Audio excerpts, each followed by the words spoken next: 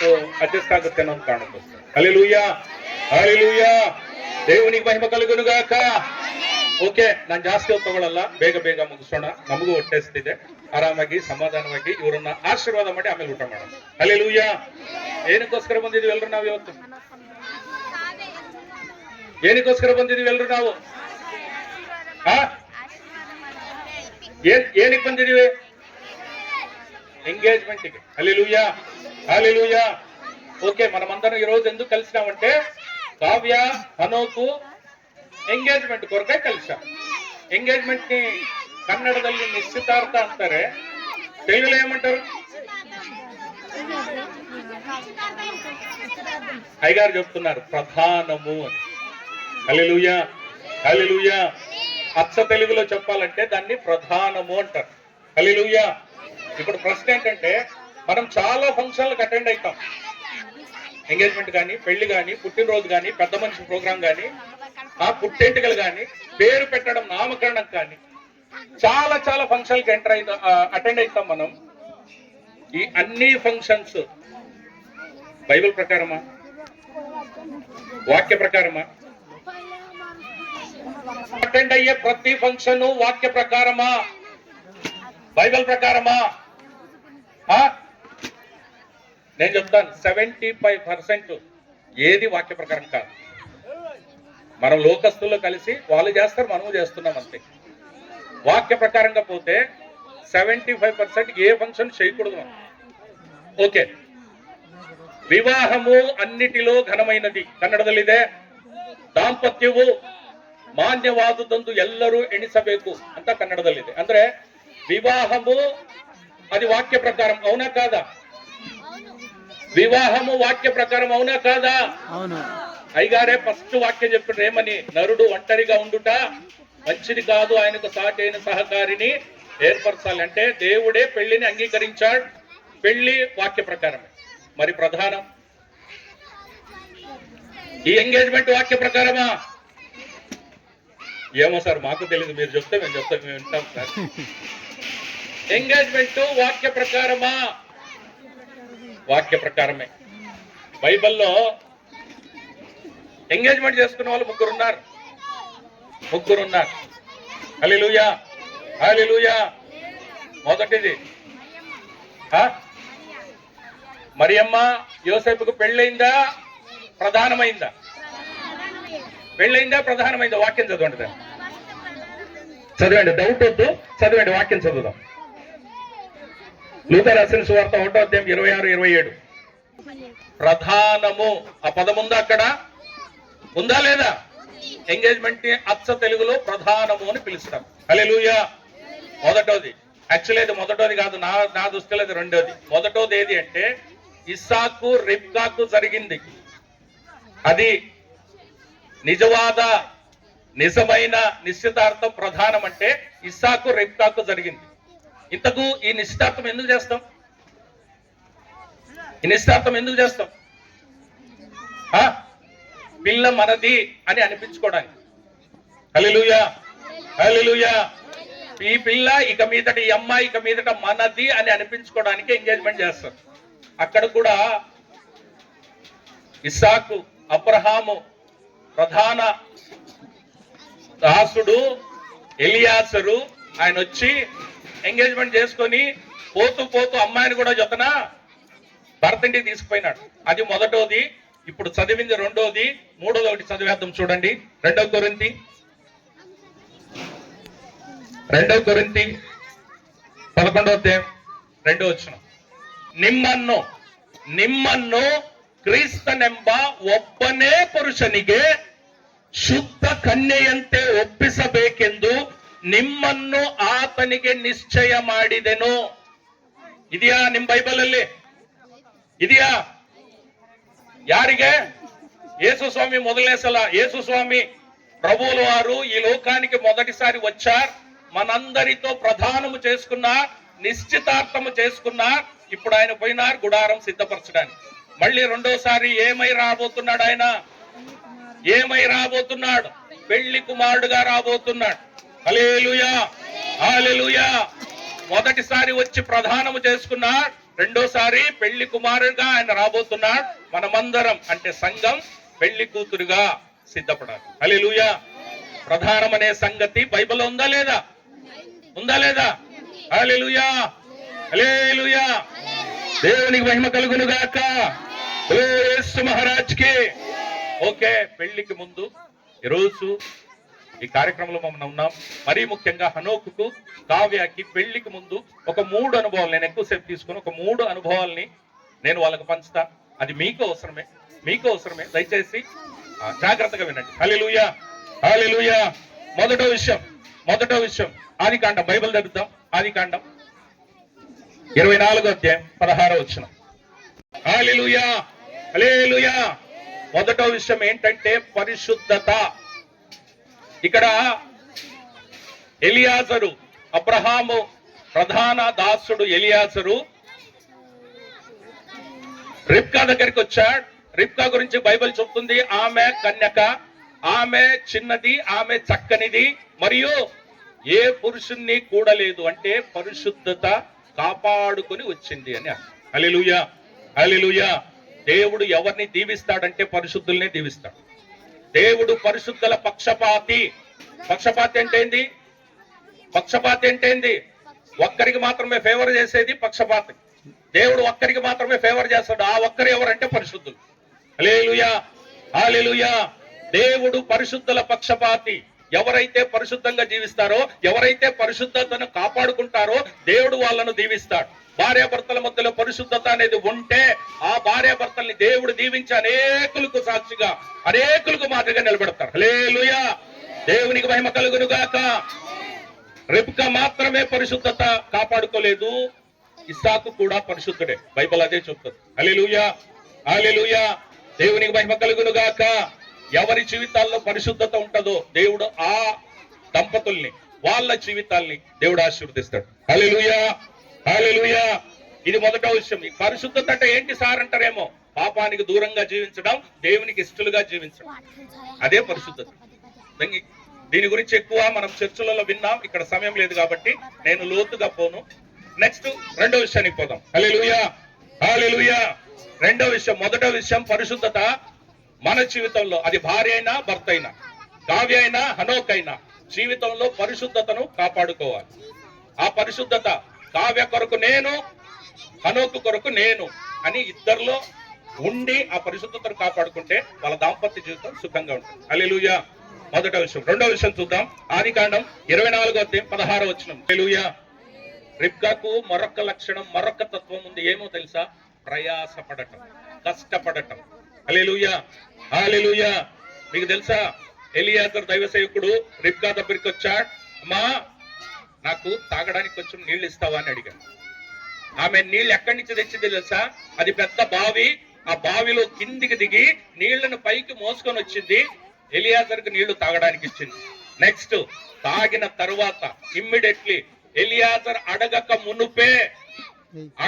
మునుపే రిబ్కా ఏమంటుంది తెలుసా? నేను నీకు మాత్రమే కాదు, నీతో పాటు వచ్చిన 10 ఒంటెలకు కూడా నీళ్లనిస్తాను అన్నది. హల్లెలూయా, హల్లెలూయా. 10 ఒంటెలు. బాగా జాగ్రత్తగా ఆలోచించండి. ఒంటె సామానంగా నీళ్లు తాగదు, కానీ ఒక్కసారి అది నీళ్లు తాగితే ఇంకా 10 రోజులు నీళ్లు తాగే అవసరం లేదు అంతా. ఎందుకంటే అది తన డొక్కలో దాచుకుంటదంట నీళ్లని. 10 ఒంటెలు నీళ్లు తాగాలి అంటే ఇది ఈ అమ్మ రిబ్కా పదే బావిలోకి దిగాలి, పైకి మోసుకొని రావాలి, దిగాలి, మోసుకొని రావాలి. 10 ఒంటెలకు ఎంత కష్టపడింది. ఆ కష్టపడే తత్వం రిబ్కాకు. వీళ్ళిద్దరికి నేను చెప్పేది ఏంటంటే, మీలో, మీ కుటుంబంలో ఎవరి కుటుంబమైనా నువ్వు కష్టపడితేనే నీకది ఒక అలంకరణ. హల్లెలూయా. అది పుట్టినీళ్ళు కానీ మెట్టినీళ్ళు కానీ, ఇంట్లో నువ్వు పని చేస్తుంటే నీకు విలువ, అది నీకు ఒక అలంకరణ. ఇదిగో ఇంతమంది మంచి చీరలు, మంచి డ్రెస్సులు, మంచి ఆభరణాలు, ఎందుకు? ఇది ఒక అలంకరణ. నేను చూసి అబ్బా ఎంత చక్కగా. పని చేసే తత్వం కూడా ఒక అలంకరణ. నువ్వు ఇంట్లో పని చేసుకుంటూ ఉంటే అదే నీకు విలువ. హల్లెలూయా, హల్లెలూయా. దేవునికి మహిమ కలుగును గాక. రిబ్కా మాత్రమే ప్రయాసపడే తత్వం లేదు, ఇస్సాకు కూడా ఉంది. ఎందుకంటే ఇస్సాకు పొలంలో ఉన్నాడు. ఇస్సాకు ఎక్కడున్నాడు? పొలంలో ఉన్నాడు. పొలంలో ఏం చేస్తున్నాడు? పొలంలో ఏం చేస్తారు? అతను కూడా కష్టపడి, భార్యాభర్త ఇద్దరు కలిసి కష్టపడి జీవితాన్ని కట్టుకోవాలి. అప్పుడే వాళ్ళ జీవితంలో సమాధానం, సంతోషం. హల్లెలూయా, హల్లెలూయా. దేవునికి మహిమ కలుగును గాక. కష్టపడే తత్వం ప్రతి స్త్రీకి ఒక అలంకరణ. ఇప్పటి రోజుల్లో నేను మా సైడ్ నేను చెప్తున్నాను, ఇక్కడ ఎలాగో నాకు తెలీదు. పెళ్ళైన కొత్తలో పెళ్ళైన తర్వాత అమ్మాయి భర్త ఇంటికి, మామాలింటికి, అత్తోలింటికి, వాళ్ళ ఒక మెట్టినింటికి పోయేటప్పుడు పుట్టింటోళ్ళు వెనక ఒక టెంపోను పంపుతారు. ఆ టెంపోలు ఏముంటాయి తెలుసా? దీన్ని తెలుగులో సారే అంటారు. సారే అంటారు దీన్ని. ఎందుకంటే ఆ అమ్మాయి జీవితం అక్కడ భర్త ఇంట్లో గడపడానికి ఏదైతే వస్తువులు అవసరమో అన్ని పంపిస్తారు వెనక. హల్లెలూయా. ఇప్పుడు కావ్య కూడా ఏంటి నేను అనడం లేదు. ఈ విషయం ఎందుకు చెప్తున్నాను అంటే, నా కూతురు భర్త ఇంట్లో కష్టపడకూడదని ఆ టెంపోలో ఏం పడతారు తెలుసా? ఎలక్ట్రానిక్ ఐటమ్సే ఉంటాయి దాంట్లో. మొదటిగా ఏముంటదంటే కుక్కర్ ఉంటది. ఎందుకు కుక్కర్ ఉంటుంది తెలుసా? నా కూతురు కట్టెల పొయ్యిలో వంట చేయకూడదు, కష్టపడకూడదు. కష్టం కుక్కర్ పడాలి, నా కూతురు కాదు. అందుకు కుక్కర్ని పంపిస్తారు. నెక్స్ట్ ఏం పంపిస్తారంటే మిక్సీ పంపుతారు. ఎందుకు? నా కూతురు ఈ కష్టపడకూడదు, మిక్సీనే కష్టపడాలి. Next washing machine. నా కూతురు బట్టలు ఉతకకూడదు. అందుకే 5 గంటలకు గమనించి చూడండి. పొద్దున్న 5 గంటలకు లేచి ఈ నుంచి ఏడు వరకు సైన్స్ పార్క్ వరకు, సైన్స్ పార్క్ నుంచి మళ్ళీ ఆడోళ్ళు ఎందుకు తిరుగుతున్నారు? డ్రమ్ములా ఎందుకు తయారైతా అన్నారు? ఇదిగో ఇందుకే. ఈ కష్టపడే తత్వం లేకనే మేము కూడా మొగాళ్ళ మేమే కిరీటము లేక కోడ్లు మాకేం రాలేదు. హల్లెలూయా, హల్లెలూయా. కష్టపడే తత్వం అది చాలా మంచిది. మీకు భర్త ఇంట్లో ఒక విలువనిస్తుంది. హల్లెలూయా, హల్లెలూయా. దేవునికి మహిమ కలుగును గాక. ఏమేమి ఉండాలి? మొదటిగా ఏముండాలి? పరిశుద్ధత. రెండోది కష్టపడే తత్వం. హల్లెలూయా. మూడోది చూద్దాం. ఆదికాండం 24:23 తెలుసా? ఇతను నేను పెళ్లి చేసుకోబోయే ఇసాకు వాళ్ళ ఇంటికి సంబంధించిన వాడు అని రిబ్కాకు అప్పుడు తెలుసా? తెలియదు. కానీ ఒక మనిషి వచ్చి, అమ్మా మీ ఇంట్లో ఈ రాత్రి నేను బస చేయుటకు స్థలం ఉన్నదా అని అడిగితే, నీకే కాదు నీ వంటలు కూడా ఉంది, గడ్డి ఉంది, మేత ఉంది, రా. ముక్కు మొహం తెలియని మనిషిని కూడా ఆమె అంతలా ప్రేమిస్తుంది. మూడో విషయం ఏంటి? ప్రేమ. హల్లెలూయా, హల్లెలూయా. దేవునికి మహిమ కలుగును గాక. భార్య భర్తల మధ్యలో ఏముండాలి? ఏముండాలి? ప్రేమ. ఎందుకు అంటే ఆ ప్రేమే వాళ్ళని బలపరుస్తుంది. ఆ ప్రేమే వాళ్ళ మధ్యలో దేవుడు ఉండటకు కారణమవుతుంది. హల్లెలూయా, హల్లెలూయా. నేను అనేక సార్లు చెప్పినాను, ఒక పెళ్లిలో కూడా చెప్పినాను. ఆడోళ్ళు జడలు వేసుకుంటారు, జడలు అల్లుకుంటారు. 3 పాయలు ఉంటాయి. ఈ 3 పాయల్ని అల్లుకుంటారు.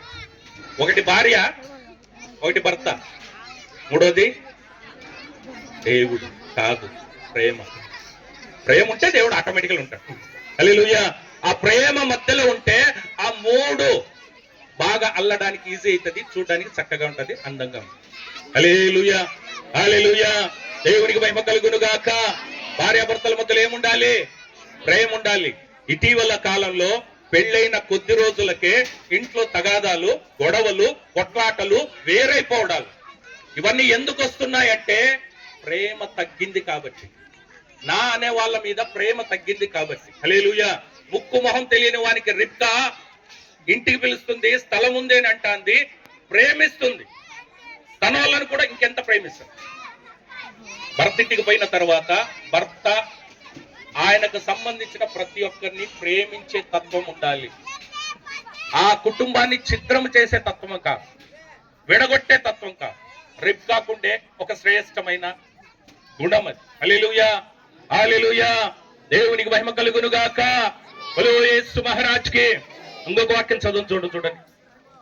ఆదికాండం. ఇది రిబ్కాకు మాత్రమే కాదు, ఈ ప్రేమించే గుణం ఇస్సాకు కూడా ఉంది. ఆదికాండం 24:67 రిబ్కాకు మాత్రమే కాదు, ప్రేమించే తత్వం ఇస్సాకు కూడా ఉంది.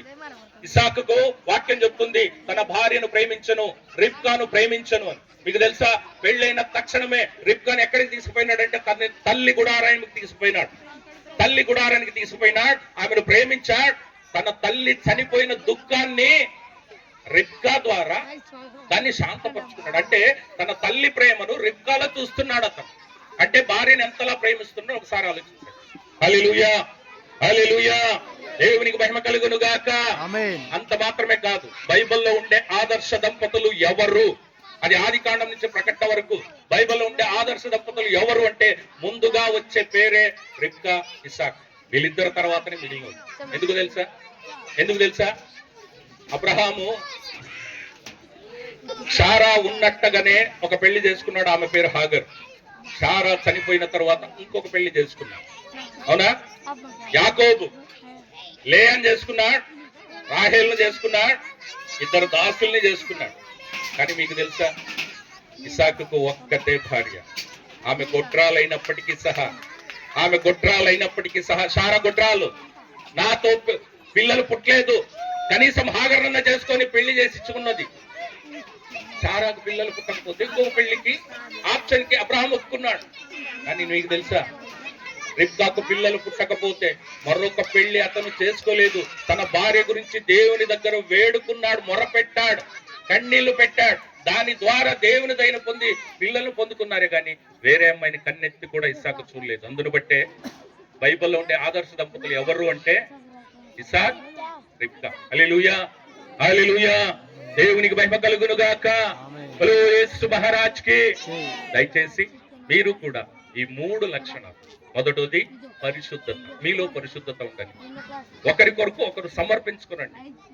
అది తప్ప వేరే ఆలోచన మీ ఊర్లో ఉండొచ్చు, మీ బంధువుల్లో ఉండొచ్చు, మీరు కల్లారా ఎక్కడెక్కడ చూస్తున్నారు అక్కడంతా ఉండొచ్చు. వేరే ఆలోచనలతో జీవించేవాళ్ళు, మరొక అమ్మాయిని చూసేవాళ్ళు, మరొక అబ్బాయిని చూసేవాళ్ళు.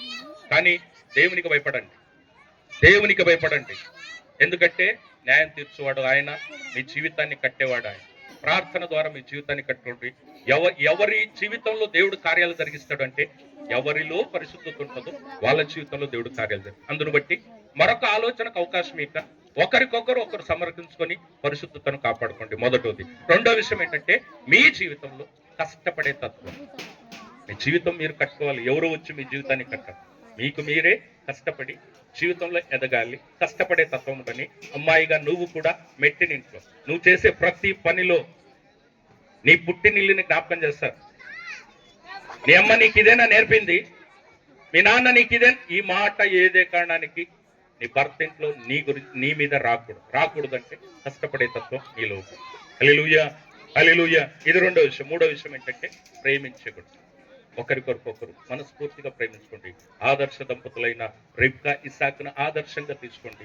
ఒకరికొరకొకరు ప్రేమించండి. హల్లెలూయా. దేవుడు ఈ మాటల్ని దీవించని మొదటి కార్యక్రమాన్ని అయ్యగారి చేతికి అప్పచెప్తాం. ఎంగేజ్మెంట్ కార్యక్రమం అది ముందుకు సాగుతుంది. దయచేసి ఇంకొక 20 నిమిషాలు ఓపికతో కూర్చుంటే మా ఒక కార్యక్రమం మనం ముగిస్తాం. హల్లెలూయా.